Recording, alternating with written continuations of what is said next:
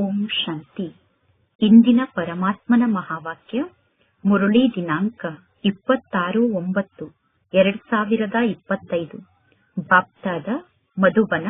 ಮಧುರ ಮಕ್ಕಳೇ, ನಾವೀಗ ಶ್ರೀಮತದಂತೆ ನಡೆದು ನಮ್ಮ ಸತ್ಯುಗದ ರಾಜಧಾನಿಯನ್ನು ಸ್ಥಾಪನೆ ಮಾಡುತ್ತಿದ್ದೇವೆ ಅನ್ನುವ ಸ್ಮೃತಿ ಸದಾ ಇರಬೇಕು. ಆಗ ಅಪಾರ ಖುಷಿ ಇರುತ್ತದೆ. ಇಂದಿನ ಪ್ರಶ್ನೆಯಾಗಿದೆ, ಈ ಜ್ಞಾನದ ಭೋಜನ ಎಂತಹ ಮಕ್ಕಳಿಗೆ ಜೀರ್ಣ ಆಗಲು ಸಾಧ್ಯ ಇಲ್ಲ? ಉತ್ತರ: ಯಾರು ತಪ್ಪನ್ನು ಮಾಡಿ ಚೀಚಿ ಕೊಳಕಾಗಿ ಅಂದರೆ ಪತಿತರಾಗಿ ಪುನಃ ಕ್ಲಾಸಿಗೆ ಬಂದು ಕುಳಿತುಕೊಳ್ಳುತ್ತಾರೋ ಅಂತವರಿಗೆ ಈ ಜ್ಞಾನ ಜೀರ್ಣ ಆಗಲು ಸಾಧ್ಯ ಇಲ್ಲ. ಭಗವಾನ್ ವಾಚ್ ಕಾಮ ಮಹಾಶತ್ರು ಆಗಿದೆ ಎಂದು ಅವರು ಎಂದೂ ತಮ್ಮ ಬಾಯಿಂದ ಹೇಳಲು ಸಾಧ್ಯ ಇಲ್ಲ. ಅವರ ಮನಸ್ಸು ಆಂತರ್ಯದಲ್ಲಿ ಅವರನ್ನೇ ತಿನ್ನುತ್ತಿರುತ್ತದೆ. ಅವರು ಅಸುರಿ ಸಂಪ್ರದಾಯದವರಾಗಿ ಬಿಡುತ್ತಾರೆ. ಓಂ ಶಾಂತಿ. ಪರಮಾತ್ಮ ತಂದೆ ಕುಳಿತು ಆತ್ಮಿಕ ಮಕ್ಕಳಿಗೆ ತಿಳಿಸುತ್ತಿದ್ದಾರೆ. ಆ ತಂದೆ ಯಾರಾಗಿದ್ದಾರೆ? ಆ ತಂದೆಯ ಮಹಿಮೆಯನ್ನು ಮಕ್ಕಳಾದ ನೀವು ಮಾಡಬೇಕು. ಅಂದರೆ ಸತ್ಯ ಶಿವ ತಂದೆ, ಸತ್ಯ ಶಿವ ಶಿಕ್ಷಕ, ಸತ್ಯ ಶಿವ ಗುರು ಎಂದು ಗಾಯನವನ್ನು ಮಾಡಲಾಗುತ್ತದೆ. ಅಂದ ಮೇಲೆ ಪರಮಾತ್ಮ ತಂದೆ ಸತ್ಯ ಆಗಿದ್ದಾರೆ, ಸತ್ಯ ಶಿವ ತಂದೆ ನಮಗೆ ಸಿಕ್ಕಿದ್ದಾರೆ ಅನ್ನುವುದು ಮಕ್ಕಳಿಗೆ ಗೊತ್ತಿದೆ. ಈಗ ಮಕ್ಕಳಾದ ನಾವು ಪರಮಾತ್ಮ ತಂದೆಯ ಶ್ರೀಮತದಂತೆ ನಡೆದು ಏಕಮತ ಉಳ್ಳವರಾಗುತ್ತಿದ್ದೇವೆ. ಅಂದ ಮೇಲೆ ನಾವೀಗ ಶ್ರೀಮತದಂತೆ ನಡೆಯಬೇಕು. ಪರಮಾತ್ಮ ತಂದೆ ತಿಳಿಸುತ್ತಾರೆ, ಒಂದನೆಯದಾಗಿ ಆತ್ಮ ಅಭಿಮಾನಿಯಾಗಿ ಮತ್ತು ಪರಮಾತ್ಮ ತಂದೆಯನ್ನು ನೆನಪು ಮಾಡಿ. ಎಷ್ಟು ಜಾಸ್ತಿ ಸಮಯ ಪರಮಾತ್ಮ ತಂದೆಯನ್ನು ನೆನಪು ಮಾಡುತ್ತೀರೋ ಅಷ್ಟು ನೀವು ಸ್ವಯಂನ ಕಲ್ಯಾಣವನ್ನು ಮಾಡಿಕೊಳ್ಳುತ್ತೀರಾ. ಈಗ ನೀವು ಪುನಃ ನಿಮ್ಮ ರಾಜಧಾನಿಯನ್ನು ಸ್ಥಾಪನೆ ಮಾಡಿಕೊಳ್ಳುತ್ತಿದ್ದೀರಾ. ಮೊದಲು ನಮ್ಮ ರಾಜಧಾನಿ ಇತ್ತು. ದೇವಿ ದೇವತಾ ಧರ್ಮದ ಆತ್ಮರಾದ ನಾವೇ 84 ಜನ್ಮವನ್ನು ಪಡೆದುಕೊಂಡು ಈ ಅಂತಿಮ ಜನ್ಮದಲ್ಲಿ ಈಗ ಸಂಗಮ ಯುಗದಲ್ಲಿ ಇದ್ದೇವೆ. ಈ ಪುರುಷೋತ್ತಮ ಸಂಗಮ ಯುಗದ ಬಗ್ಗೆ ಮಕ್ಕಳಾದ ನಿಮಗೆ ಬಿಟ್ಟರೆ ಬೇರೆ ಯಾರಿಗೂ ಗೊತ್ತಿಲ್ಲ. ಪರಮಾತ್ಮ ತಂದೆ ಮಕ್ಕಳಿಗೆ ಎಷ್ಟೊಂದು ಜ್ಞಾನದ ಪಾಯಿಂಟ್ ಅನ್ನು ತಿಳಿಸುತ್ತಾರೆ. ಮಕ್ಕಳೇ, ಒಂದು ವೇಳೆ ನೀವು ಈ ಎಲ್ಲಾ ಜ್ಞಾನದ ಮಾತನ್ನು ಚೆನ್ನಾಗಿ ನೆನಪಿನಲ್ಲಿ ಇಟ್ಟುಕೊಂಡರೆ ನಿಮಗೆ ಅಪಾರ ಖುಷಿ ಇರುತ್ತದೆ. ಮತ್ತು ತಂದೆಯ ನೆನಪಿನಲ್ಲಿ ನೀವು ಚೆನ್ನಾಗಿ ಸ್ಥಿತ ಆದರೆ ನಿಮಗೆ ಬಹಳಷ್ಟು ಖುಷಿ ಇರುತ್ತದೆ. ಆದರೆ ತಂದೆಯನ್ನು ನೆನಪು ಮಾಡುವ ಬದಲು ಮಕ್ಕಳು ಇನ್ನೂ ಜಗತ್ತಿನ ಅನೇಕ ಮಾತಿನಲ್ಲಿ ಸಿಕ್ಕಿ ಹಾಕಿಕೊಳ್ಳುತ್ತಾರೆ. ಈಗ ನಾವು ಶ್ರೀಮತದಂತೆ ನಮ್ಮ ರಾಜ್ಯವನ್ನು ಸ್ಥಾಪನೆ ಮಾಡುತ್ತಿದ್ದೇವೆ ಅನ್ನುವ ಮಾತು ನಮಗೆ ನೆನಪಿನಲ್ಲಿ ಇರಬೇಕು. ಸರ್ವಶ್ರೇಷ್ಠ ಭಗವಂತ ಎಂದು ಗಾಯನ ಕೂಡ ಇದೆ. ಆ ಪರಮಾತ್ಮ ತಂದೆಯ ಶ್ರೀಮತ ಕೂಡ ಸರ್ವಶ್ರೇಷ್ಠ ಆಗಿದೆ. ಶ್ರೀಮತ ನಮಗೆ ಏನನ್ನು ಕಲಿಸುತ್ತದೆ? ಸಹಜ ರಾಜಯೋಗವನ್ನು ಕಲಿಸುತ್ತದೆ. ರಾಜ್ಯ ಭಾಗ್ಯವನ್ನು ಪಡೆದುಕೊಳ್ಳಲು ನಾವು ಶಿಕ್ಷಣವನ್ನು ಕಲಿಯುತ್ತಿದ್ದೇವೆ. ನಮಗೆ ರಾಜ್ಯ ಭಾಗ್ಯವನ್ನು ಪ್ರಾಪ್ತಿ ಮಾಡಿಸಲು ಪರಮಾತ್ಮ ತಂದೆ ಶಿಕ್ಷಣವನ್ನು ಕಲಿಸುತ್ತಿದ್ದಾರೆ. ನಮ್ಮ ತಂದೆಯ ಮೂಲಕ ಸೃಷ್ಟಿಯ ಆದಿ ಮಧ್ಯ ಅಂತ್ಯವನ್ನು ಅರ್ಥ ಮಾಡಿಕೊಂಡು ಪುನಃ ನಾವು ದೈವಿ ಗುಣವನ್ನು ಧಾರಣೆ ಮಾಡಿಕೊಳ್ಳಬೇಕು. ಎಂದೂ ಕೂಡ ಪರಮಾತ್ಮ ತಂದೆಯನ್ನು ಎದುರಿಸಬಾರದು. ಅಂದರೆ ತಂದೆಗೆ ವಿರೋಧಿಗಳಾಗಿ ತಂದೆಯನ್ನು ವಿರೋಧ ಮಾಡಬಾರದು. ಬಹಳಷ್ಟು ಮಕ್ಕಳು ಸ್ವಯಂವನ್ನು ಸೇವಾದಾರಿ ಎಂದು ತಿಳಿದುಕೊಂಡು ಬಹಳಷ್ಟು ಅಹಂಕಾರಕ್ಕೆ ವಶ ಆಗುತ್ತಾರೆ. ಇಂತಹ ಅನೇಕ ಮಕ್ಕಳು ಇದ್ದಾರೆ. ಅವರು ಪುನಃ ಎಲ್ಲೋ ಸೋತು ಬಿಡುತ್ತಾರೆ. ಸೋತ ನಂತರ ಆ ಜ್ಞಾನದ ನಶೆಯೇ ಮಾಯ ಆಗಿ ಬಿಡುತ್ತದೆ. ಮಾತೆಯರಾದ ನೀವು ಅವಿದ್ಯಾವಂತರಾಗಿದ್ದೀರಾ. ಮಾತೆಯರಾದ ನೀವು ಒಂದು ವೇಳೆ ಶಿಕ್ಷಣವನ್ನು ಕಲಿತಿದ್ದರೆ ನೀವು ಚಮತ್ಕಾರವನ್ನು ಮಾಡಿ ತೋರಿಸುತ್ತಿದ್ದೀರಿ. ಪುರುಷರು ಸ್ವಲ್ಪ ಓದಿದ್ದಾರೆ, ಬರೆದಿದ್ದಾರೆ, ಅಂದರೆ ಶಿಕ್ಷಣವನ್ನು ಕಲಿತಿದ್ದಾರೆ. ಕುಮಾರಿಯರಾದ ನಿಮ್ಮ ಹೆಸರು ಎಷ್ಟೊಂದು ಪ್ರಸಿದ್ಧ ಆಗಬೇಕು. ನೀವು ಶ್ರೀಮತದಂತೆ ರಾಜಧಾನಿಯನ್ನು ಸ್ಥಾಪನೆ ಮಾಡಿದ್ದೀರಿ. ನಾರಿಯಿಂದ ನೀವೇ ಲಕ್ಷ್ಮಿಯಾಗಿದ್ದೀರಿ. ಅಂದ ಮೇಲೆ ನಿಮಗೆ ಎಷ್ಟೊಂದು ನಶೆ ಇರಬೇಕು. ಈ ಕಲಿಯುಗದಲ್ಲಿ ನೋಡಿ, 1 ಪೈಸೆಯ ಶಿಕ್ಷಣಕ್ಕೋಸ್ಕರ ಪ್ರಾಣವನ್ನೇ ಅರ್ಪಣೆ ಮಾಡುತ್ತಿದ್ದಾರೆ. ಅರೆ, ನೀವೀಗ ಸುಂದರರಾಗುತ್ತಿದ್ದೀರಾ. ನೀವೀಗ ಸುಂದರರಾಗುತ್ತಿದ್ದೀರಾ ಅಂದ ಮೇಲೆ ಯಾರು ಕಪ್ಪಾಗಿದ್ದಾರೋ ಅವರ ಜೊತೆಗೆ ಏಕೆ ಮನಸ್ಸನ್ನು ಜೋಡಣೆ ಮಾಡುತ್ತೀರಾ? ತಮೋ ಪ್ರಧಾನರ ಜೊತೆಗೆ ಏಕೆ ಮನಸ್ಸನ್ನು ಜೋಡಣೆ ಮಾಡುತ್ತೀರಾ? ಈ ಸ್ಮಶಾನದ ಜೊತೆಗೆ ನೀವು ಮನಸ್ಸನ್ನು ಜೋಡಣೆ ಮಾಡಬಾರದು. ನಾವು ಪರಮಾತ್ಮ ತಂದೆಯ ಮೂಲಕ ಆಸ್ತಿಯನ್ನು ಪಡೆದುಕೊಳ್ಳುತ್ತಿದ್ದೇವೆ. ಹಳೆಯ ಜಗತ್ತಿನ ಜೊತೆಗೆ ಮನಸ್ಸನ್ನು ಜೋಡಣೆ ಮಾಡುವುದು ಅಂದರೆ ನರಕಕ್ಕೆ ಹೋಗುವುದಾಗಿದೆ. ಪರಮಾತ್ಮ ತಂದೆ ಬಂದು ನರಕಕ್ಕೆ ಹೋಗುವುದರಿಂದ ನಮ್ಮನ್ನು ರಕ್ಷಣೆ ಮಾಡುತ್ತಾರೆ. ಅಂದ ಮೇಲೆ ಪುನಃ ನೀವು ನರಕದ ಕಡೆ ಏಕೆ ಮುಖವನ್ನು ತಿರುಗಿಸುತ್ತೀರಾ? ನಿಮ್ಮ ಈ ಜ್ಞಾನದ ಶಿಕ್ಷಣ ಎಷ್ಟೊಂದು ಸಹಜವಾದ ಶಿಕ್ಷಣ ಆಗಿದೆ. ಯಾವ ಋಷಿ ಮುನಿಗಳಿಗೂ ಕೂಡ ಈ ಜ್ಞಾನ ಗೊತ್ತಿಲ್ಲ. ಯಾವ ಟೀಚರ್ ಆಗಲಿ, ಯಾವ ಋಷಿ ಮುನಿಗಳಾಗಲಿ ಈ ಜ್ಞಾನವನ್ನು ತಿಳಿಸಲು ಸಾಧ್ಯ ಇಲ್ಲ.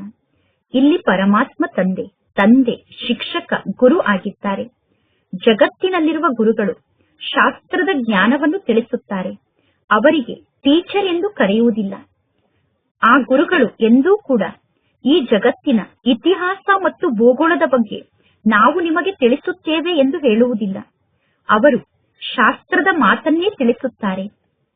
ಇಲ್ಲಿ ಪರಮಾತ್ಮ ತಂದೆ ನಿಮಗೆ ಸಂಪೂರ್ಣ ಶಾಸ್ತ್ರದ ಸಾರವನ್ನು ತಿಳಿಸುತ್ತಾರೆ ಮತ್ತು ಇಡೀ ವಿಶ್ವದ ಇತಿಹಾಸ ಹಾಗೂ ಭೂಗೋಳದ ಬಗ್ಗೆ ತಿಳಿಸುತ್ತಾರೆ. ಈಗ ನೀವೇ ವಿಚಾರ ಮಾಡಿ, ಆ ಲೌಕಿಕ ಟೀಚರ್ ಒಳ್ಳೆಯವರಾಗಿದ್ದಾರೋ? ಇಲ್ಲಿ ಟೀಚರ್ ಆದಂತಹ ಪರಮಾತ್ಮ ತಂದೆ ಒಳ್ಳೆಯವರಾಗಿದ್ದಾರೋ? ಆ ಲೌಕಿಕ ಟೀಚರ್ನ ಮೂಲಕ ನೀವು ಎಷ್ಟೇ ಶಿಕ್ಷಣವನ್ನು ಕಲಿತರೂ ಕೂಡ ಯಾವ ಸಂಪಾದನೆಯನ್ನು ಮಾಡಿಕೊಳ್ಳುತ್ತೀರಾ? ಲೌಕಿಕ ಟೀಚರ್ನ ಮೂಲಕ ಎಷ್ಟೇ ಶಿಕ್ಷಣವನ್ನು ಕಲಿತರೂ ಎಷ್ಟು ಸಂಪಾದನೆಯನ್ನು ಮಾಡಿಕೊಳ್ಳುತ್ತೀರಾ? ಅದೃಷ್ಟದಲ್ಲಿ ಎಷ್ಟು ಸಂಪಾದನೆಯನ್ನು ಮಾಡಿಕೊಳ್ಳುವ ಭಾಗ್ಯ ಇದೆಯೋ ಅಷ್ಟೇ ಸಂಪಾದನೆಯನ್ನು ಮಾಡಿಕೊಳ್ಳುತ್ತೀರಾ? ಶಿಕ್ಷಣವನ್ನು ಕಲಿಯುತ್ತಾ ಕೆಲವೊಮ್ಮೆ ಆಕ್ಸಿಡೆಂಟ್ ಆಗಿಬಿಟ್ಟರೆ, ಅವರು ಸತ್ತು ಹೋದರೆ ಅಲ್ಲಿಯವರೆಗೂ ಕಲಿತಂತಹ ಶಿಕ್ಷಣ ಸಮಾಪ್ತಿಯಾಗಿ ಬಿಡುತ್ತದೆ. ಇಲ್ಲಿ ನೀವು ಈ ಜ್ಞಾನದ ಶಿಕ್ಷಣವನ್ನು ಎಷ್ಟು ಕಲಿಯುತ್ತೀರೋ ಆ ಜ್ಞಾನದ ಶಿಕ್ಷಣ ಎಂದೂ ವ್ಯರ್ಥ ಆಗುವುದಿಲ್ಲ. ಇನ್ನು ನೀವು ಶ್ರೀಮತದಂತೆ ನಡೆಯದೆ ಉಲ್ಟಾ ಮತದಂತೆ ನಡೆದರೆ, ಉಲ್ಟಾ ಮಾರ್ಗಕ್ಕೆ ಹೋದರೆ ನೀವು ಹೋಗಿ ಗಟರ್ನಲ್ಲಿ ಬೀಳುತ್ತೀರಾ. ನೀವು ವಿಕಾರದ ಚರಂಡಿಯಲ್ಲಿ ಬಿದ್ದರೆ ಅಲ್ಲಿಯವರೆಗೂ ಎಷ್ಟೆಲ್ಲಾ ಜ್ಞಾನದ ಶಿಕ್ಷಣವನ್ನು ಕಲಿತಿರುತ್ತೀರೋ ಆ ಶಿಕ್ಷಣ ಜೊತೆಗೆ ಬರುವುದಿಲ್ಲ.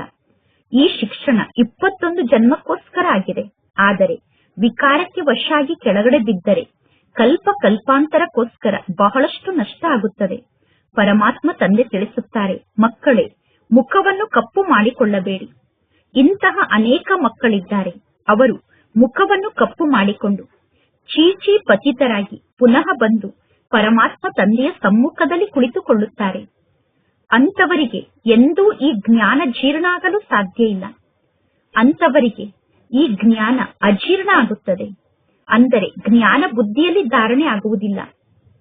ವಿಕಾರಕ್ಕೆ ವಶ ಆಗಿ ನಂತರ ಎಷ್ಟೇ ಜ್ಞಾನವನ್ನು ಕೇಳಿದರೂ ಕೂಡ ಆ ಜ್ಞಾನ ಅಜೀರ್ಣ ಆಗುತ್ತದೆ. ಅಂದರೆ ಜ್ಞಾನ ಬುದ್ಧಿಯಲ್ಲಿ ಧಾರಣೆ ಆಗುವುದಿಲ್ಲ. ನಂತರ ಅವರು ಬಾಯಿಂದ ಯಾರಿಗೂ ಕೂಡ ಹೇಳಲು ಸಾಧ್ಯ ಇಲ್ಲ. ಭಗವಾನ್ ವಾಚಾಗಿದೆ, ಕಾಮ ಮಹಾಶತ್ರು. ಆ ಕಾಮ ಮಹಾಶತ್ರುವಿನ ಮೇಲೆ ವಿಜಯವನ್ನು ಪಡೆದುಕೊಳ್ಳಬೇಕು ಎಂದು ಅವರು ಯಾರಿಗೂ ಹೇಳಲು ಸಾಧ್ಯ ಇಲ್ಲ. ಸ್ವಯಂ ಕಾಮ ವಿಕಾರದ ಮೇಲೆ ವಿಜಯವನ್ನು ಪಡೆದುಕೊಂಡಿಲ್ಲ ಅಂದ ಮೇಲೆ ಅವರು ಅನ್ಯರಿಗೆ ಕಾಮ ವಿಕಾರದ ಮೇಲೆ ವಿಜಯವನ್ನು ಪಡೆದುಕೊಳ್ಳಿ ಎಂದು ಹೇಗೆ ಹೇಳಲು ಸಾಧ್ಯ? ಅವರ ಮನಸ್ಸು ಆಂತರ್ಯದಲ್ಲೇ ಅವರನ್ನು ತಿನ್ನುತ್ತಿರುತ್ತದೆ. ಅವರಿಗೆ ಅಸುರಿ ಸಂಪ್ರದಾಯದವರು ಎಂದು ಕರೆಯಲಾಗುತ್ತದೆ. ಅಮೃತವನ್ನು ಕುಡಿಯುತ್ತಾ ವಿಷವನ್ನು ಕುಡಿದು ಬಿಡುತ್ತಾರೆ. ವಿಷವನ್ನು ಕುಡಿಯುವ ಕಾರಣ ಅವರು 100 ಪಟ್ಟು ಕಪ್ಪಾಗಿ ಬಿಡುತ್ತಾರೆ. ಅವರ ಮೂಳೆ ಕೂಡ ಪುಡಿ ಬಿಡುತ್ತದೆ. ಈಗ ಇಲ್ಲಿ ಮಾತೆಯರ ಸಂಘಟನೆ ಬಹಳ ಚೆನ್ನಾಗಿರಬೇಕು. ಗುರಿ ಉದ್ದೇಶ ಅಂತೂ ನಿಮ್ಮ ಸಮ್ಮುಖದಲ್ಲಿ ಇದೆ. ನಿಮಗೆ ಗೊತ್ತಿದೆ, ಈ ಲಕ್ಷ್ಮೀ ನಾರಾಯಣರ ರಾಜ್ಯದಲ್ಲಿ ಕೇವಲ ಒಂದೇ ಒಂದು ದೇವಿ ದೇವತಾ ಧರ್ಮ ಇತ್ತು. ಒಂದೇ ರಾಜ್ಯ, ಒಂದೇ ಭಾಷೆ, 100ಕ್ಕೆ 100% ಪವಿತ್ರತೆ, ಶಾಂತಿ, ಸಂಪತ್ತು ಲಕ್ಷ್ಮೀ ನಾರಾಯಣರ ರಾಜ್ಯದಲ್ಲಿ ಇತ್ತು. ಆ ರಾಜ್ಯವನ್ನು ಈಗ ಒಬ್ಬ ಪರಮಾತ್ಮ ತಂದೆ ಸ್ಥಾಪನೆ ಮಾಡುತ್ತಿದ್ದಾರೆ. ಇದೇ ನಮ್ಮ ಗುರಿ ಉದ್ದೇಶ ಆಗಿದೆ. 100% ಪವಿತ್ರತೆ, ಸುಖ, ಶಾಂತಿ, ಸಂಪತ್ತಿರುವಂತಹ ರಾಜ್ಯ ಈಗ ಸ್ಥಾಪನೆ ಆಗುತ್ತಾ ಇದೆ. ವಿನಾಶದ ನಂತರ ಶ್ರೀಕೃಷ್ಣ ಬರುತ್ತಿದ್ದಾರೆ ಅನ್ನುವುದನ್ನು ನೀವು ಚಿತ್ರದಲ್ಲಿ ತೋರಿಸುತ್ತೀರಾ? ಅಂದ ಮೇಲೆ ಆ ಚಿತ್ರದಲ್ಲಿ ಸ್ಪಷ್ಟವಾಗಿ ವಿನಾಶದ ನಂತರ ಶ್ರೀಕೃಷ್ಣ ಬರುತ್ತಾರೆ ಅನ್ನುವುದನ್ನು ಬರೆಯಬೇಕು. ಸತ್ಯಯುಗದಲ್ಲಿ ಕೇವಲ ದೇವಿ ದೇವತೆಗಳ ಒಂದೇ ರಾಜ್ಯ ಇರುತ್ತದೆ. ಒಂದೇ ಭಾಷೆ ಇರುತ್ತದೆ. ಪವಿತ್ರತೆ, ಸುಖ, ಶಾಂತಿಯ ದೇವಿ ದೇವತೆಗಳ ಒಂದೇ ರಾಜ್ಯ, ಒಂದೇ ಭಾಷೆ ಇರುವಂತಹ ರಾಜ್ಯ ಪುನಃ ಸ್ಥಾಪನೆ ಆಗುತ್ತಿದೆ ಅನ್ನುವುದನ್ನು ನೀವೀಗ ಬರೆಯಬೇಕು. ಗೌರ್ಮೆಂಟ್ ಕೂಡ ಒಂದೇ ಭಾಷೆ, ಒಂದೇ ರಾಜ್ಯ ಇರಬೇಕು ಎಂದು ಬಯಸುತ್ತದೆ. ಸ್ವರ್ಗದಲ್ಲಿ ಒಂದೇ ರಾಜ್ಯ, ಒಂದೇ ಭಾಷೆ ಇರುತ್ತದೆ. ಸತ್ಯುಗ ಮತ್ತು ತ್ರೇತಾಯುಗದಲ್ಲಿ ಪವಿತ್ರತೆ, ಸುಖ, ಶಾಂತಿಯಿಂದ ಕೂಡಿರುವಂತಹ ಒಂದೇ ರಾಜ್ಯ ಮತ್ತು ಒಂದೇ ಭಾಷೆ ಇರುತ್ತದೆ. ಆದರೆ ಮನುಷ್ಯರು ಈಗ ತಮ್ಮನ್ನು ತಾವು ನರಕದ ನಿವಾಸಿಗಳು ಎಂದು ತಿಳಿದುಕೊಂಡಿಲ್ಲ. ನೀವೀಗ ಬರೆಯಬಹುದು, ದ್ವಾಪರ ಯುಗದಿಂದ ಹಿಡಿದು ಕಲಿಯುಗದ ಅಂತ್ಯದವರೆಗೂ ಎಲ್ಲರೂ ನರಕದ ನಿವಾಸಿಗಳೇ ಆಗಿರುತ್ತಾರೆ. ಈಗ ನೀವು ಸಂಗಮ ಯುಗದ ನಿವಾಸಿಗಳಾಗಿದ್ದೀರಾ. ಮೊದಲು ನೀವು ಕಲಿಯುಗದ ನಿವಾಸಿಗಳು ಅಂದರೆ ನರಕದ ನಿವಾಸಿಗಳಾಗಿದ್ದೀರಿ. ಈಗ ನೀವು ಸ್ವರ್ಗದ ನಿವಾಸಿಗಳಾಗುತ್ತಿದ್ದೀರಾ. ನೀವೀಗ ಶ್ರೀಮತದಂತೆ ನಡೆದು ಭಾರತವನ್ನು ಸ್ವರ್ಗವನ್ನಾಗಿ ಮಾಡುತ್ತಿದ್ದೀರಾ. ಆದರೆ ಆ ಸಾಹಸ, ಅಂತಹ ಸಂಘಟನೆ ಕೂಡ ಇರಬೇಕು ತಾನೆ. ನೀವು ಎಲ್ಲಿಗಾದರೂ ಸುತ್ತಾಡಲು ಹೋಗುತ್ತೀರಾ, ಆಗ ಲಕ್ಷ್ಮೀನಾರಾಯಣರ ಚಿತ್ರವನ್ನು ಜೊತೆಗೆ ತೆಗೆದುಕೊಂಡು ಹೋಗಬೇಕು. ಲಕ್ಷ್ಮೀನಾರಾಯಣರ ಚಿತ್ರವನ್ನು ಜೊತೆಗೆ ತೆಗೆದುಕೊಂಡು ಹೋಗುವುದು ಒಳ್ಳೆಯದಾಗಿದೆ. ಆದಿ ಸನಾತನ ದೇವಿ ದೇವತಾ ಧರ್ಮ ಈಗ ಸ್ಥಾಪನೆ ಆಗುತ್ತಿದೆ. ಸುಖ ಶಾಂತಿಯ ರಾಜ್ಯ ಈಗ ಸ್ಥಾಪನೆ ಆಗುತ್ತಿದೆ ಎಂದು ಆ ಚಿತ್ರದ ಕೆಳಗಡೆ ಬರೆಯಬೇಕು. ತ್ರಿಮೂರ್ತಿ ಶಿವತಂದೆಯ ಶ್ರೀಮತದಂತೆ ಈಗ ಸುಖ ಶಾಂತಿಯ ರಾಜ್ಯ ಸ್ಥಾಪನೆ ಆಗುತ್ತಿದೆ. ಆದಿ ಸನಾತನ ದೇವಿ ದೇವತಾ ಧರ್ಮ ಸ್ಥಾಪನೆ ಆಗುತ್ತಿದೆ ಎಂದು ಚಿತ್ರದಲ್ಲಿ ಬರೆಯಬೇಕು. ಈ ರೀತಿ ದೊಡ್ಡ ದೊಡ್ಡ ಅಕ್ಷರದಲ್ಲಿ ಬರೆದಂತಹ ಬಹಳ ದೊಡ್ಡ ಚಿತ್ರ ನಿಮ್ಮ ಬಳಿ ಇರಬೇಕು. ಸಣ್ಣ ಮಕ್ಕಳು ಸಣ್ಣ ಚಿತ್ರವನ್ನು ಇಷ್ಟಪಡುತ್ತಾರೆ. ಅರೆ, ಚಿತ್ರ ಎಷ್ಟು ದೊಡ್ಡದಾಗಿರುತ್ತದೆಯೋ ಅಷ್ಟು ಒಳ್ಳೆಯದು. ಈ ಲಕ್ಷ್ಮೀನಾರಾಯಣರ ಚಿತ್ರ ಬಹಳ ಒಳ್ಳೆಯ ಚಿತ್ರ ಆಗಿದೆ. ಚಿತ್ರದಲ್ಲಿ ಕೇವಲ ಈ ಮಾತನ್ನು ಬರೆಯಬೇಕು, ಸತ್ಯ ತ್ರಿಮೂರ್ತಿ ಶಿವತಂದೆ ಒಬ್ಬರೇ ಆಗಿದ್ದಾರೆ. ಸತ್ಯ ತ್ರಿಮೂರ್ತಿ ಶಿವ ಶಿಕ್ಷಕ ಒಬ್ಬರೇ ಆಗಿದ್ದಾರೆ. ಸತ್ಯ ತ್ರಿಮೂರ್ತಿ ಶಿವಗುರು ಒಬ್ಬರೇ ಆಗಿದ್ದಾರೆ. ತ್ರಿಮೂರ್ತಿ ಅನ್ನುವ ಶಬ್ದವನ್ನು ನೀವು ಬರೆಯದೇ ಇದ್ದರೆ ಜಗತ್ತಿನ ಜನ ತಿಳಿದುಕೊಳ್ಳುತ್ತಾರೆ ಪರಮಾತ್ಮ ತಂದೆ ನಿರಾಕಾರ ಆಗಿದ್ದಾರೆ ಅಂದ ಮೇಲೆ ಅವರು ಹೇಗೆ ಟೀಚರ್ ಆಗಲು ಸಾಧ್ಯ ಎಂದು. ಏಕೆಂದರೆ ಜ್ಞಾನ ಅಂತೂ ಜನರಿಗೆ ಗೊತ್ತಿಲ್ಲ. ಲಕ್ಷ್ಮೀನಾರಾಯಣರ ಚಿತ್ರವನ್ನು ಟಿನ್ ಶೀಟ್ನಲ್ಲಿ ನಿರ್ಮಾಣ ಮಾಡಿ ಪ್ರತಿಯೊಂದು ಸ್ಥಾನದಲ್ಲೂ ಇಡಬೇಕು. ಈಗ ಈ ಲಕ್ಷ್ಮೀನಾರಾಯಣರ ರಾಜಧಾನಿ ಸ್ಥಾಪನೆ ಆಗುತ್ತಿದೆ ಎಂದು ಚಿತ್ರದಲ್ಲಿ ಬರೆಯಬೇಕು. ಪರಮಾತ್ಮ ತಂದೆ ಬಂದಿರುವುದೇ ಬ್ರಹ್ಮನ ಮೂಲಕ ಒಂದು ಧರ್ಮದ ಸ್ಥಾಪನೆಯನ್ನು ಮಾಡುವುದಕ್ಕೋಸ್ಕರ ಮತ್ತು ಎಲ್ಲದರ ವಿನಾಶವನ್ನೂ ಕೂಡ ತಂದೆ ಮಾಡಿಸುತ್ತಾರೆ. ಅಂದರೆ ಇಡೀ ಜಗತ್ತಿನ ವಿನಾಶವನ್ನು ಮಾಡಿಸುತ್ತಾರೆ. ಈಗ ಮಕ್ಕಳಿಗೆ ಸದಾ ಇದೇ ಜ್ಞಾನದ ನಶೆ ಇರಬೇಕು. ಸಣ್ಣ ಸಣ್ಣ ಮಾತಿನಲ್ಲಿ ಎಲ್ಲರೂ ಏಕಮತವನ್ನು ನೀಡುವುದಿಲ್ಲ. ಆಗ ತಕ್ಷಣ ಮಕ್ಕಳು ಮುನಿಸಿಕೊಳ್ಳುತ್ತಾರೆ. ಈ ರೀತಿ ಇಲ್ಲಿ ಆಗುತ್ತದೆ ತಾನೆ. ಕೆಲವರು ಒಂದು ಪ್ರಕಾರದ ಆತ್ಮರಾಗಿದ್ದರೆ ಇನ್ನು ಕೆಲವರು ಇನ್ನೊಂದು ಪ್ರಕಾರದ ಆತ್ಮರಾಗಿರುತ್ತಾರೆ. ಆದರೂ ಕೂಡ ಮೆಜಾರಿಟಿ ಜನ ಯಾವ ಮಾತನ್ನು ಹೇಳುತ್ತಾರೋ ಅದನ್ನು ಸ್ವೀಕಾರ ಮಾಡಬೇಕಾಗುತ್ತದೆ. ಈ ಜ್ಞಾನ ಮಾರ್ಗದಲ್ಲಿ ಮುನಿಸಿಕೊಳ್ಳುವಂತಹ ಯಾವ ಮಾತು ಇಲ್ಲ. ಮಕ್ಕಳು ಬಹಳಷ್ಟು ಮುನಿಸಿಕೊಳ್ಳುತ್ತಾರೆ. ನನ್ನ ಮಾತನ್ನು ಏಕೆ ಒಪ್ಪಿಕೊಳ್ಳಲಿಲ್ಲ ಎಂದು ಮಕ್ಕಳು ಮುನಿಸಿಕೊಳ್ಳುತ್ತಾರೆ. ಅರೆ, ಈ ಜ್ಞಾನ ಮಾರ್ಗದಲ್ಲಿ ಮುನಿಸಿಕೊಳ್ಳುವಂತಹ ಯಾವ ಮಾತಿದೆ? ಪರಮಾತ್ಮ ತಂದೆ ಎಲ್ಲರನ್ನೂ ಖುಷಿಪಡಿಸುವಂತವರಾಗಿದ್ದಾರೆ. ಅಂದರೆ ಪರಮಾತ್ಮ ತಂದೆ ಎಲ್ಲರನ್ನೂ ಒಂದು ಮಾಡುವಂತವರಾಗಿದ್ದಾರೆ. ಮಾಯೆ ಎಲ್ಲರನ್ನೂ ದೂರ ಮಾಡುತ್ತದೆ. ಅಂದರೆ ಎಲ್ಲರೂ ಪರಸ್ಪರ ಒಬ್ಬರ ಜೊತೆಗೆ ಇನ್ನೊಬ್ಬರು ಮುನಿಸಿಕೊಳ್ಳುವಂತೆ ಮಾಯ ಮಾಡಿದೆ. ಎಲ್ಲರೂ ಪರಮಾತ್ಮ ತಂದೆಯ ಜೊತೆಗೆ ಮುನಿಸಿಕೊಂಡಿದ್ದಾರೆ. ತಂದೆಯ ಜೊತೆಗೆ ಮುನಿಸಿಕೊಳ್ಳಲು ತಂದೆಯ ಬಗ್ಗೆಯೇ ಜಗತ್ತಿನ ಜನರಿಗೆ ಗೊತ್ತಿಲ್ಲ. ಯಾವ ಪರಮಾತ್ಮ ತಂದೆ ಸ್ವರ್ಗದ ರಾಜ್ಯಭಾಗ್ಯವನ್ನು ನೀಡಿದ್ದರೋ ಆ ತಂದೆಯ ಬಗ್ಗೆ ಜನರಿಗೆ ಗೊತ್ತಿಲ್ಲ. ಪರಮಾತ್ಮ ತಂದೆ ತಿಳಿಸುತ್ತಾರೆ, ನಾನು ನಿಮ್ಮ ಮೇಲೆ ಪರ ಉಪಕಾರವನ್ನು ಮಾಡುತ್ತೇನೆ, ಪುನಃ ನೀವು ನನಗೆ ಅಪಕಾರವನ್ನು ಮಾಡುತ್ತೀರಾ. ಭಾರತದ ಪರಿಸ್ಥಿತಿ ಏನಾಗಿದೆ ನೋಡಿ. ನಿಮ್ಮಲ್ಲೂ ಕೂಡ ಬಹಳ ಕಡಿಮೆ ಮಕ್ಕಳು ಇಂಥವರಿದ್ದಾರೆ. ಅವರಿಗೆ ಜ್ಞಾನದ ನಶೆ ಇರುತ್ತದೆ. ಇದು ನಾರಾಯಣಿ ನಶೆ ಆಗಿದೆ. ಎಂದೂ ಈ ರೀತಿ ಹೇಳಬಾರದು, ನಾನು ರಾಮ ಸೀತೆ ಆಗುತ್ತೇನೆ ಎಂದು ಎಂದೂ ಹೇಳಬೇಡಿ. ನಿಮ್ಮ ಗುರಿ ಉದ್ದೇಶವೇ ನರನಿಂದ ನಾರಾಯಣ ಆಗುವುದಾಗಿದೆ. ಪುನಃ ನೀವು ರಾಮ ಸೀತೆ ಆಗುವುದರಲ್ಲೇ ಖುಷಿ ಪಡುತ್ತೀರಾ. ಆದರೆ ನೀವು ಸಾಹಸವನ್ನು ಮಾಡಿ ತೋರಿಸಬೇಕು ತಾನೆ.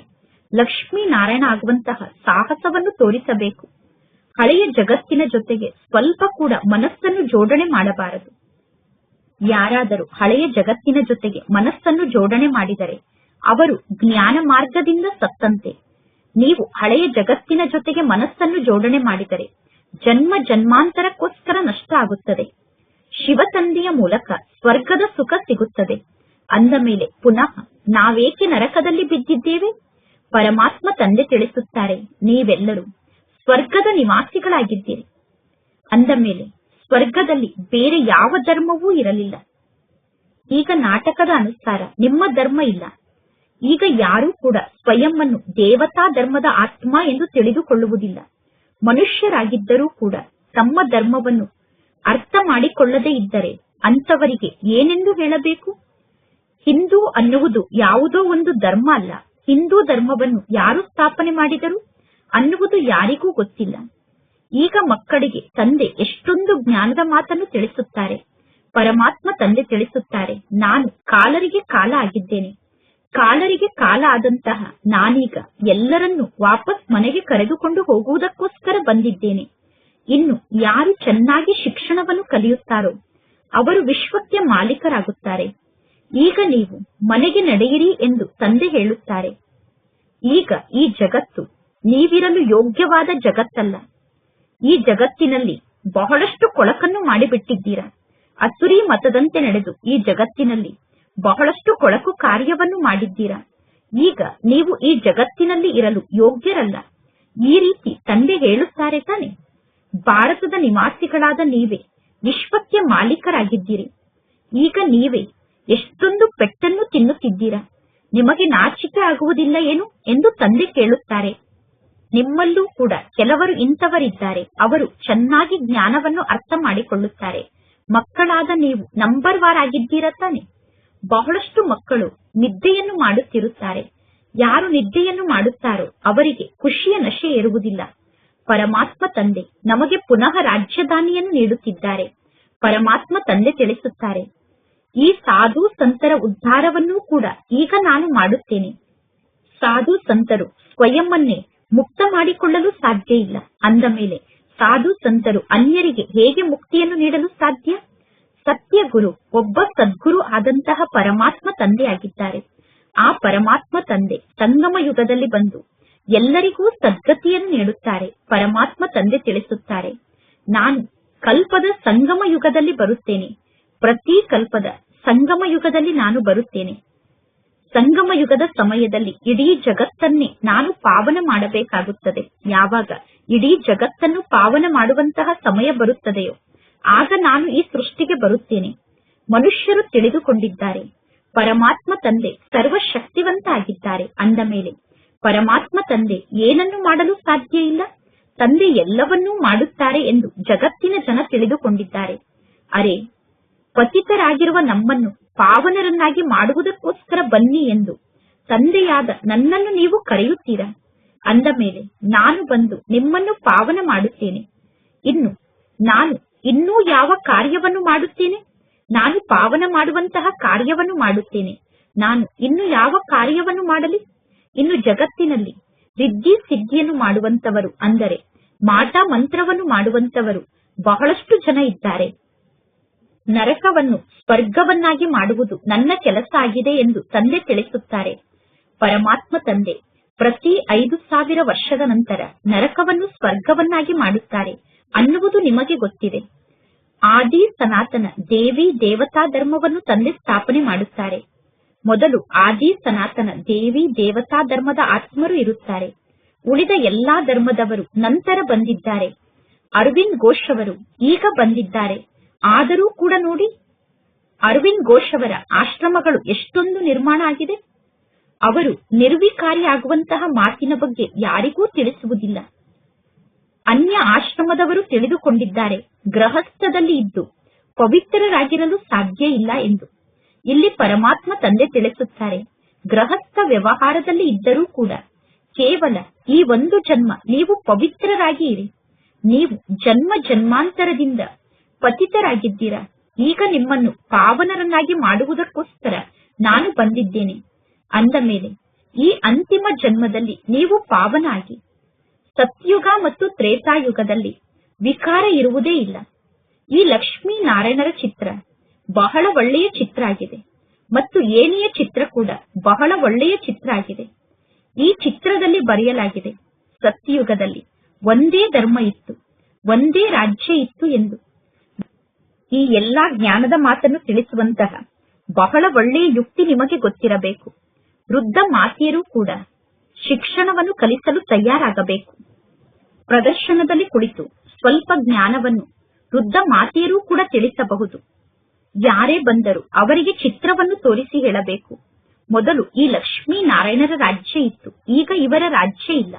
ಪರಮಾತ್ಮ ತಂದೆ ತಿಳಿಸುತ್ತಾರೆ, ಈಗ ನೀವು ತಂದೆಯಾದ ನನ್ನನ್ನು ನೆನಪು ಮಾಡಿ, ಆಗ ನೀವು ಪಾವನ ಆಗಿ ಪಾವನ ಜಗತ್ತಿಗೆ ಹೋಗುತ್ತೀರಾ. ಈಗ ಪಾವನ ಜಗತ್ತು ಸ್ಥಾಪನೆ ಆಗುತ್ತಿದೆ ಅನ್ನುವುದು ಎಷ್ಟು ಸಹಜವಾದ ಮಾತಾಗಿದೆ. ವೃದ್ಧರು ಪ್ರದರ್ಶನದಲ್ಲಿ ಈ ರೀತಿ ಜ್ಞಾನವನ್ನು ತಿಳಿಸಿದರೆ ನಿಮ್ಮ ಹೆಸರು ಪ್ರಸಿದ್ಧ ಆಗುತ್ತದೆ. ಶ್ರೀಕೃಷ್ಣನ ಚಿತ್ರದಲ್ಲಿ ಬಹಳ ಒಳ್ಳೆಯ ಪಾಯಿಂಟ್ ಅನ್ನು ಬರೆದಿರಬೇಕು. ನೀವು ಎಲ್ಲರಿಗೂ ತಿಳಿಸಬೇಕು. ಇಲ್ಲಿ ಬರೆದಿರುವಂತಹ ಮಾತನ್ನು ಓದಿ.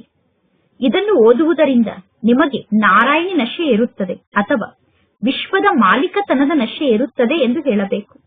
ಪರಮಾತ್ಮ ತಂದೆ ತಿಳಿಸುತ್ತಾರೆ, ನಾನೀಗ ನಿಮ್ಮನ್ನು ಈ ರೀತಿ ಲಕ್ಷ್ಮಿ ಅಥವಾ ನಾರಾಯಣನನ್ನಾಗಿ ಮಾಡುತ್ತೇನೆ. ಅಂದ ಮೇಲೆ ನೀವೀಗ ಅನ್ಯರ ಮೇಲೆ ಬಹಳಷ್ಟು ದಯಾಹೃದಯಗಳಾಗಬೇಕು. ಯಾವಾಗ ನೀವು ಸ್ವಯಂನ ಕಲ್ಯಾಣವನ್ನು ಮಾಡಿಕೊಳ್ಳುತ್ತೀರೋ ಆಗ ಅನ್ಯರ ಕಲ್ಯಾಣವನ್ನು ಮಾಡಲು ಸಾಧ್ಯ. ವೃದ್ಧ ಮಾತೆಯರು ಈ ರೀತಿ ಜ್ಞಾನದ ಶಿಕ್ಷಣವನ್ನು ಕಲಿಸುವುದರಲ್ಲಿ ಬುದ್ಧಿವಂತರಾದರೆ ಪ್ರದರ್ಶನದಲ್ಲಿ ಪರಮಾತ್ಮ ತಂದೆ ಹೇಳುತ್ತಾರೆ, ಇಂತಹ 8 ಜನ ಅಥವಾ 10 ಜನ ವೃದ್ಧ ಮಾತೆಯರನ್ನು ಪ್ರದರ್ಶನಕ್ಕೆ ಕಳಿಸಿ ಎಂದು. ಆಗ ತಕ್ಷಣ ವೃದ್ಧ ಮಾತೆಯರು ಪ್ರದರ್ಶನವನ್ನು ನಡೆಸಲು ಬಂದು ಬಿಡಬೇಕು. ಯಾರು ಪರಮಾತ್ಮ ತಂದೆ ಹೇಳಿದಂತೆ ಮಾಡುತ್ತಾರೋ ಅವರು ಶ್ರೇಷ್ಠ ಪದವಿಯನ್ನು ಪಡೆದುಕೊಳ್ಳುತ್ತಾರೆ. ಯಾರು ಮಾಡುತ್ತಾರೋ ಅವರೇ ಪಡೆದುಕೊಳ್ಳುತ್ತಾರೆ. ಸಮ್ಮುಖದಲ್ಲಿ ಗುರಿ ಉದ್ದೇಶವನ್ನು ನೋಡಿ ನಿಮಗೆ ಖುಷಿ ಆಗುತ್ತದೆ ತಾನೆ. ನಾವೀಗ ಈ ಶರೀರವನ್ನು ತ್ಯಾಗ ಮಾಡಿ ಹೋಗಿ ವಿಶ್ವಕ್ಕೆ ಮಾಲೀಕರಾಗುತ್ತೇವೆ. ಅಂದ ಮೇಲೆ ಎಷ್ಟು ಜಾಸ್ತಿ ಸಮಯ ತಂದೆಯನ್ನು ನೆನಪು ಮಾಡುತ್ತೇವೋ ಅಷ್ಟು ನಮ್ಮ ಪಾಪ ನಾಶ ಆಗುತ್ತದೆ. ನೋಡಿ, ಪಾಂಪ್ಲೆಂಟ್ ಅನ್ನು ಕೂಡ ಪ್ರಿಂಟ್ ಮಾಡಿಸಲಾಗಿದೆ. ಒಂದೇ ಧರ್ಮ, ಒಂದೇ ದೈವಿ ರಾಜ್ಯ ಮತ್ತು ಒಂದೇ ಭಾಷೆ ಇರುವಂತಹ ಜಗತ್ತು ಈಗ ಬೇಗ ಸ್ಥಾಪನೆ ಆಗುತ್ತಿದೆ ಎಂದು ಪಾಂಪ್ಲೆಂಟ್ ಅನ್ನು ಪ್ರಿಂಟ್ ಮಾಡಿಸಲಾಗಿದೆ. ಒಳ್ಳೆಯದು. ಮಧುರಾತಿ ಮಧುರ ಅಗಲಿ ಹೋಗಿ ಮರಳಿ ಸಿಕ್ಕಿರುವ ಮಕ್ಕಳ ಪ್ರತಿ ಮಾಸ್ಪಿತಾ ಬಾಪ್ತಾದರವರ ನೆನಪು, ಪ್ರೀತಿ ಹಾಗೂ ಸುಪ್ರಭಾತ. ಆತ್ಮಿಕ ಮಕ್ಕಳಿಗೆ ಆತ್ಮಿಕ ತಂದೆಯ ನಮಸ್ತೆ. ಆತ್ಮಿಕ ತಂದೆಗೆ ಆತ್ಮಿಕ ಮಕ್ಕಳ ನೆನಪು, ಪ್ರೀತಿ ಹಾಗೂ ನಮಸ್ತೆ ನಮಸ್ತೆ ನಮಸ್ತೆ. ಧಾರಣೆಗೋಸ್ಕರ ಮುಖ್ಯ ಸಾರ. ಫಸ್ಟ್ ಪಾಯಿಂಟ್, ಎಂದು ನೀವು ಪರಸ್ಪರ ಒಬ್ಬರ ಜೊತೆಗೆ ಇನ್ನೊಬ್ಬರು ಮುನಿಸಿಕೊಳ್ಳಬಾರದು ಅಥವಾ ಪರಮಾತ್ಮ ತಂದೆಯ ಜೊತೆಗೆ ಮುನಿಸಿಕೊಳ್ಳಬಾರದು. ಪರಮಾತ್ಮ ತಂದೆ ಎಲ್ಲರನ್ನೂ ಒಂದು ಮಾಡಲು ಬಂದಿದ್ದಾರೆ, ಅಂದರೆ ತಂದೆ ಎಲ್ಲರನ್ನೂ ಖುಷಿಪಡಿಸಲು ಬಂದಿದ್ದಾರೆ. ಆದ್ದರಿಂದ ಎಂದು ತಂದೆಯ ಜೊತೆಗೆ ಸ್ವಲ್ಪ ಕೂಡ ಮುನಿಸಿಕೊಳ್ಳಬಾರದು. ಎಂದು ತಂದೆಯನ್ನು ವಿರೋಧ ಮಾಡುವಂತವರಾಗಬಾರದು, ಅಂದರೆ ತಂದೆಯನ್ನು ಎದುರಿಸುವಂತವರಾಗಬಾರದು.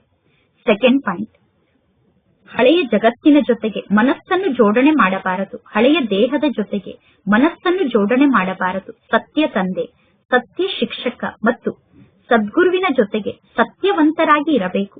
ಸದಾ ಒಬ್ಬ ತಂದೆಯ ಶ್ರೀಮತದಂತೆ ನಡೆದು ಆತ್ಮ ಅಭಿಮಾನಿಗಳಾಗಬೇಕು. ಇಂದಿನ ವರದಾನ ಆಗಿದೆ, ನಿಮ್ಮ ತಪಸ್ವಿ ಸ್ವರೂಪದ ಮೂಲಕ ಸರ್ವರಿಗೂ ಪ್ರಾಪ್ತಿಯ ಅನುಭವವನ್ನು ಮಾಡಿಸುವಂತಹ ಮಾಸ್ಟರ್ ವಿಧಾತ ಆಗಿ. ಹೇಗೆ ಸೂರ್ಯ ವಿಶ್ವಕ್ಕೆ ಪ್ರಕಾಶವನ್ನು ನೀಡುತ್ತಾರೆ ಮತ್ತು ಅನೇಕ ವಿನಾಶಿ ಪ್ರಾಪ್ತಿಯ ಅನುಭವವನ್ನು ಮಾಡಿಸುತ್ತಾರೆ, ಅದೇ ರೀತಿ ತಪಸ್ವಿ ಆತ್ಮರಾದ ನೀವು ನಿಮ್ಮ ತಪಸ್ವಿ ಸ್ವರೂಪದ ಮೂಲಕ ಸರ್ವರಿಗೂ ಪ್ರಾಪ್ತಿಯ ಕಿರಣದ ಅನುಭವವನ್ನು ಮಾಡಿಸಿ. ಅದಕ್ಕೋಸ್ಕರ ಮೊದಲು ಜಮಾದ ಖಾತೆಯನ್ನು ವೃದ್ಧಿ ಮಾಡಿಕೊಳ್ಳಿ. ನಂತರ ಜಮಾ ಮಾಡಿಕೊಂಡಿರುವಂತಹ ಖಜಾನೆಯನ್ನು ಅನ್ಯರಿಗೆ ನೀಡುವ ಮಾತಿನಲ್ಲಿ ಮಾಸ್ಟರ್ ವಿಧಾತ ಆಗಿ ಎಲ್ಲರಿಗೂ ಖಜಾನೆಯನ್ನು ನೀಡುತ್ತಾ ಹೋಗಿ. ತಪಸ್ವಿ ಮೂರ್ತಿ ಅಂದರೆ ಅರ್ಥವೇ ಆಗಿದೆ, ತಪಸ್ಸಿನ ಮೂಲಕ ಶಾಂತಿಯ ಶಕ್ತಿಯ ಕಿರಣವನ್ನು ಜಗತ್ತಿನ ಕಡೆ 4 ಕಡೆ ಹರಡುತ್ತಿರುವಂತಹ ಅನುಭವ ಆಗಬೇಕು. ತಪಸ್ಸಿನ ಮೂಲಕ ಶಾಂತಿ ಮತ್ತು ಶಕ್ತಿಯ ಕಿರಣ ಜಗತ್ತಿನ 4 ಕಡೆ ಹರಡುತ್ತಿದೆ ಎಂದು ನಿಮಗೆ ಅನುಭವ ಆಗಬೇಕು.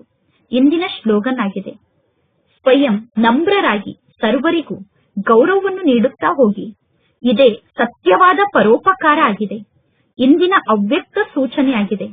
ಈಗ ಆಸಕ್ತಿಯ ಅಗ್ನಿಯನ್ನು ಪ್ರಜ್ವಲಿತಗೊಳಿಸಿಕೊಂಡು ಯೋಗವನ್ನು ಜ್ವಾಲಾ ಸ್ವರೂಪದ ಯೋಗವನ್ನಾಗಿ ಮಾಡಿಕೊಳ್ಳಿ. ಈಗ ಎಲ್ಲರೂ ಈ ಜ್ಞಾನ ಚೆನ್ನಾಗಿದೆ ಚೆನ್ನಾಗಿದೆ ಎಂದು ಹೇಳುತ್ತಾರೆ. ಆದರೆ ಈಗ ನಾವು ಒಳ್ಳೆಯವರಾಗಬೇಕು ಅನ್ನುವ ಪ್ರೇರಣೆ ಇನ್ನೂ ಅವರಿಗೆ ಪ್ರಾಪ್ತಿಯಾಗುತ್ತಿಲ್ಲ. ಆ ಪ್ರೇರಣೆಯನ್ನು ನೀಡಲು ಒಂದೇ ಸಾಧನ ಆಗಿದೆ. ಸಂಘಟಿತ ರೂಪದಲ್ಲಿ ಜ್ವಾಲಾ ಸ್ವರೂಪದ ಯೋಗದಲ್ಲಿ ಸ್ಥಿತಾಗಿ ಒಬ್ಬೊಬ್ಬರು ಚೈತನ್ಯ ಲೈಟ್ ಹೌಸ್ ಆಗಿ, ಸೇವಾದಾರಿಯಾಗಿ, ಸ್ನೇಹಿಗಳಾಗಿ, ಒಂದೇ ಬಲ ಒಂದೇ ಭರವಸೆ ಉಳ್ಳವರಾಗಿ. ಇದೆಲ್ಲವೂ ಕೂಡ ಸರಿಯಾಗಿದೆ. ಈಗ ಇಲ್ಲಿ ಎಲ್ಲವೂ ಸರಿಯಾಗಿದೆ. ಆದರೆ ಮಾಸ್ಟರ್ ಸರ್ವಶಕ್ತಿವಂತ ಅನ್ನುವ ಸ್ಥಿತಿಯಲ್ಲಿ ಸ್ಥಿತಾಗಿ ಸ್ಟೇಜ್ನ ಮೇಲೆ ಬರಬೇಕು. ಆಗ ಎಲ್ಲಾ ಪತಂಗಗಳು ನಿಮ್ಮ ಸಮ್ಮುಖಕ್ಕೆ ಬಂದು ಸುತ್ತಾಡಲು ಪ್ರಾರಂಭ ಮಾಡುತ್ತದೆ. ನೀವು ಮಾಸ್ಟರ್ ಸರ್ವಶಕ್ತಿವಂತ ಆತ್ಮ ಆಗಿ ಸ್ಟೇಜ್ನ ಮೇಲೆ ಬಂದರೆ ಜಗತ್ತಿನಲ್ಲಿರುವಂತಹ ಪತಂಗದ ಸಮಾನ ಆದಂತಹ ಆತ್ಮರು ನಿಮ್ಮ ಸುತ್ತಲೂ ಪ್ರಾರಂಭವನ್ನು ಮಾಡುತ್ತಾರೆ. ಒಳ್ಳೆಯದು. ಓಂ ಶಾಂತಿ.